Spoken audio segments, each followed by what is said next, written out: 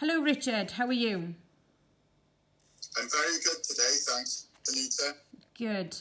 Thank you for doing this interview for me and being part of my challenge, which is to promote eye health and also to promote people's to promote encouraging people to go and get their eye health checked, promoting getting them to see how important their vision is.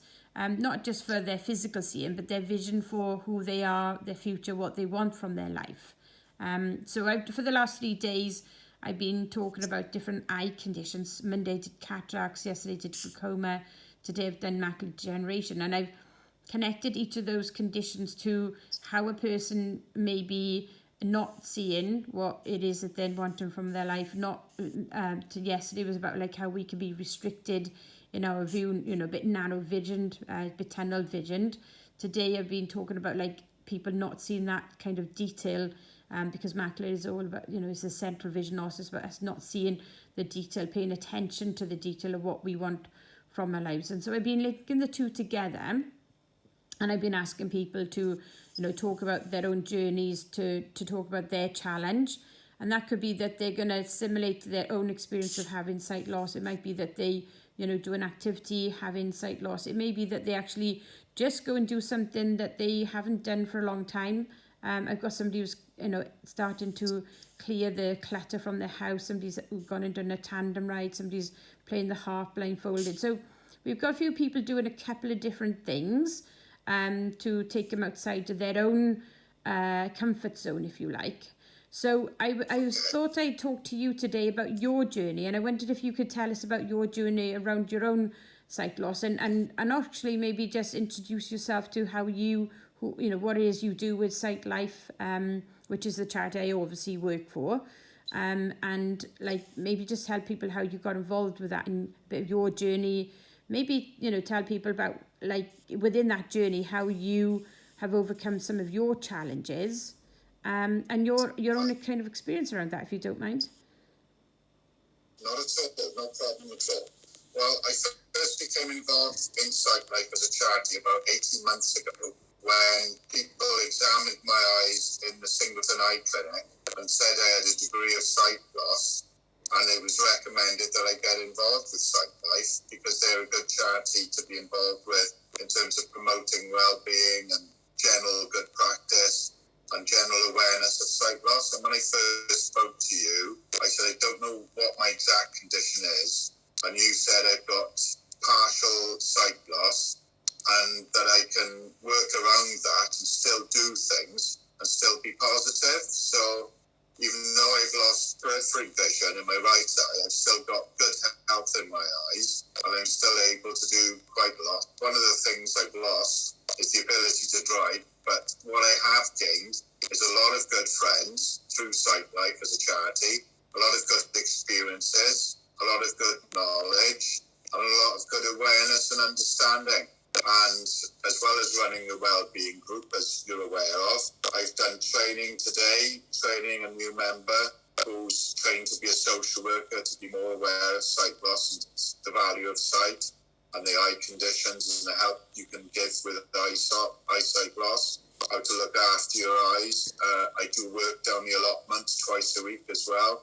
And I do a lot of support outside with people, one-to-one befriending schemes, which I've got really close to someone. And we've become close friends through his own personal journey and mine, which is a shared experience through a stroke-induced sight condition. So you are super busy doing all of these different things. And how is that... So, like, when you first went into your journey of losing your sight, I mean, what was life like for you then? It was quite scary because I didn't exactly know why I'd lost my sight. I knew I'd had a stroke because Debbie was with me, my wife, when it first happened in 2019. And then I just said, I can't see. I really can't see. And when she took me to the Singleton Hospital, they analysed me and assessed me and said it was a stroke-induced sight loss condition. But this is where I think my faith comes into it. A lot of people have been praying for me, and I had two people come to my house and put hands on my eyes and pray that my sight would come back. And I know this sounds ridiculous to a lot of people, but I've had a kind of miraculous journey in that most of my eyes can still see. I've lost periphery vision, which means I don't see well enough to drive anymore, but I still try to stay positive and encourage people as much as I can. And I feel very grateful and privileged with all the people I know in Sight Life, and their own personal journeys have impacted on me as well. You know, whether it's similar to me, stroke induced, or whether it's macular degeneration, or other eye conditions that can lose central vision or lose periphery vision. It's quite a wide spectrum, and I gained friends as well. As you know, there's a couple of people I'm very, very close to, and one of them's into music like me, and I'm very friendly with him too. And I've done some shows over Sight Life, playing the bass and singing songs. And one of my passions, which I'm still able to do, is to write poetry, because I've got an English degree, and I'm so grateful that I'm still able to write poetry and reach people through my poems, and I really enjoy that. And interesting, you've actually, I mean, you've written a number of poems since you've been involved with Sight Life, and you joined us, I think it was around this time last year, I think it was, wasn't it? Yeah. And in that time, you've written a few poems for different occasions, and you were involved with our pantomime and things. And you've actually written a poem for this for as part of your interview today about Sight Life, haven't you? I have, and if you want, I'll read it across to you now, and you can record that as well if you like. Yeah, that would be great. This is called Sight Life, From Dark to Light. I struggled in vain and began to despair. My loss of sight, I was going nowhere. Then Anita came, all brightness and cheer. Don't worry, wretch, we are here. Slowly I grew from a seed to a tree, with strength and courage added humility. The gardening, friendships, and well-being too, I dedicate myself through and through. Confidence has grown, like a bird that has flown. Sight Life and me, we are not alone. Oh, Thank you. That's amazing, Richard. Thank you so very much. And, you know, it's a reflection of your own journey, really. And, you know, I said, I've only known you for about a year, and in that year, you've embraced so many things. And, you know, I know as a person, you've been involved with a lot of things, you know, in your life before we met you. But, you know, as you mentioned, you know, when you lose your sight, you can come across all sorts of challenges, and people can actually feel like, you know, that they give up on life because they find that it's so hard to just get on with things and have that vision for their future. And you've just like really embraced your future, haven't you? I have indeed. I think even though I have a degree of sight loss, I don't think that's going to be the end of my journey. I think if anything, it's the beginning of my journey.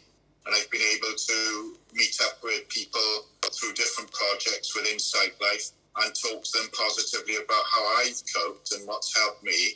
And other people have shared their experience of what's helped them. And I feel we're like a family. We're like a family of people that can connect to each other through our different experiences. And I think that's a positive way of looking at it. Definitely. And so if you was to give people one kind of tip or one hint about like how they can move through any of their challenges, well, what do you think that might be for you? What is it you think this kind of helped you in your journey, that when you hit that sort of like, I'm a bit scared, I don't know, you know, if I can move forward in whatever it is somebody is wanting to do in their life, but we're particularly talking around, you know, the challenges that sight loss can bring.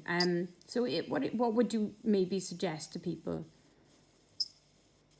From a personal perspective, Anita, I'd suggest keeping in touch. If you find it difficult with technology, there's always the phone. There's always a way of phoning people or talking to people, or as we do in our own group calls, dialed in. If you can get dialed into a group call and talk to people there and befriend people and learn from people, I think that's the best way, because keeping in touch, particularly with lockdown and COVID, it's so important to combat loneliness and depression. And I think this is what I found through the Sight Life groups, is that there are a lot of people out there that have been lonely and depressed because they feel isolated. And it's to avoid that isolation. And I think Sight Life is brilliant for that. It really is. And you have a particular personal interest around mental health, don't you? Yes, I have. I've had a period of depression when I first had my sight problems, and I have a background in working in mental health professionally as a carer and a support worker. So I'm very passionate and compassionate about mental health, because it's what I call the unseen illness. You can see someone with a broken arm or a broken leg, but someone with a broken mind, you can't see it until something happens, and then people go, I didn't know he was ill, or I didn't know they were ill. And it's important to be aware of people's mental health and to stay on top of it and stay connected. And I think this is what Sight Life does brilliantly. Yeah, and actually, that was one of the things you said to me at the beginning, is that you wanted to be able to use your skills and go out there and teach people and create that more awareness and help people move forward. So you've actually done some training with us, training the trainings things, so you can go out, do training around sight loss and mental health and all of those things, and kind of empower people, haven't you, to go forward. And that's what you've been doing through the wellbeing workshops that you've been running and our Tea and Chat groups.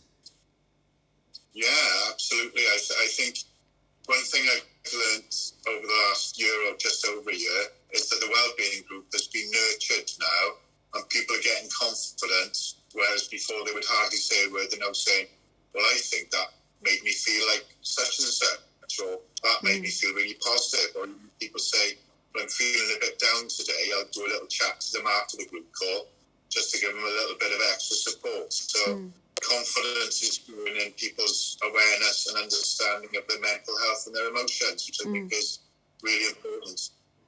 Well, Richard, I just want to thank you so much for all the work you've done for us at Sight Life. The work you've done to support our members or volunteers, and even for me, it's just been able to open so many different doors for the work that we do and help so many different people. So I just want to thank you for that, and for just bringing your skills and your everything that you bring really to the work that we do, and it's just made a difference over the last year. So thank you so very much from myself, really, and thank you for coming today and talking to me about your journey, and for me to be able to put this out to other people, because it will help somebody, and even if it helps one person, it makes a difference. So thank you so much. Brilliant. If you want to use that poem and send it to other members, I'd be happy for that as well. That would be great, and if we could put that up onto the Sight Life Facebook page and things, that would be excellent. No problem at all. Fine, that'd be brilliant. Thank you, Richard. Is there anything else you want to add before we finish today?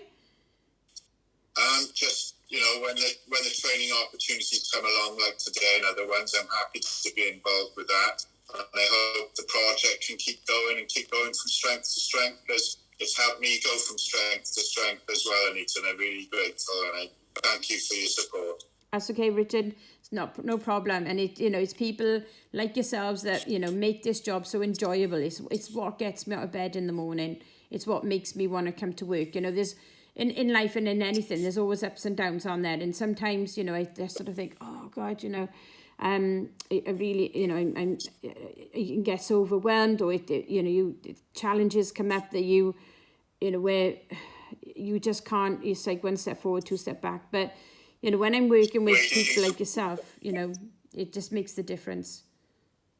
Oh, thank you. Well, thank you for your time, Richard, and I will catch you soon. Okay, take care, Anita. Thanks for the interview. Thank you, Richard. Bye. Bye.